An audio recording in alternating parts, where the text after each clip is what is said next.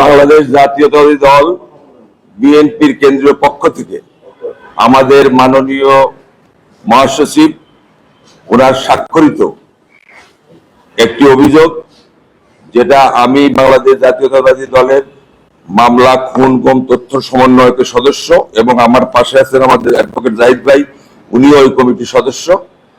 আমাদের দলের নির্দেশনা পেয়ে 2008 সাল থেকে 2024 সালের 5ই আগস্ট পর্যন্ত এই ফ্যাসিস্ট সরকার, অবৈধ সরকার, এই যে আমাদের বিএনপিকে নির্মূল নিশ্চিহ্ন করার জন্য, দলের নেতাকর্মীদেরকে নেতা শূন্য করার জন্য, কর্মীদেরকে গুম করে অপহরণ করে এ পর্যন্ত আমাদের প্রাপ্ত তথ্য অনুযায়ী 2276 জনকে আওয়ামী লীগের সন্ত্রাসীরা এবং কিছু আইন শৃঙ্খলা বাহিনীর সদস্যরা ক্রসফায়ারের নামে হত্যা করেছে।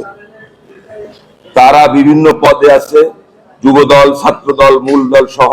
তাদের ছিলই যে বিএনপিকে ধ্বংস করা, বিএনপিকে নিশ্চিহ্ন করা এবং দলকে শূন্য করা।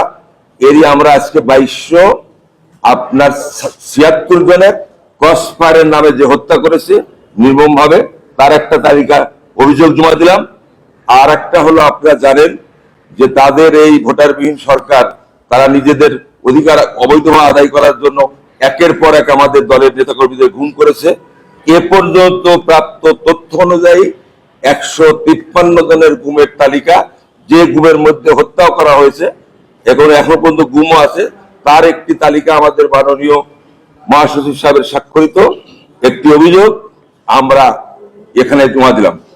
আমার সঙ্গে কারা ক্রসফায়ারের শিকার হয়েছে, কারা গুমের শিকার হয়েছে, আমাদের নুরুজ্জামান জনি আছে, আমাদের সাজান সাহেব আছে, যুবদল নেতা কায়ুম আছে, তারপরে আপনার শরীফ আছে, তরিকুল ইসলাম আছে, এরকম আমজাদ হোসেন আছে, ইলিয়াস আলী গুমের মধ্যে আছেন, আমাদের স্থায়ী কমিটির সদস্য যিনি আমাদের 8 বছর দীর্ঘদিন অপহরণ করে ভারতে ফেলিয়ে রেখেছিলেন সালাউদ্দিন আহমেদ সাহেব আছেন, ইলিয়াস আলী চৌধুরী, আপনার আলম সাহেব আছেন।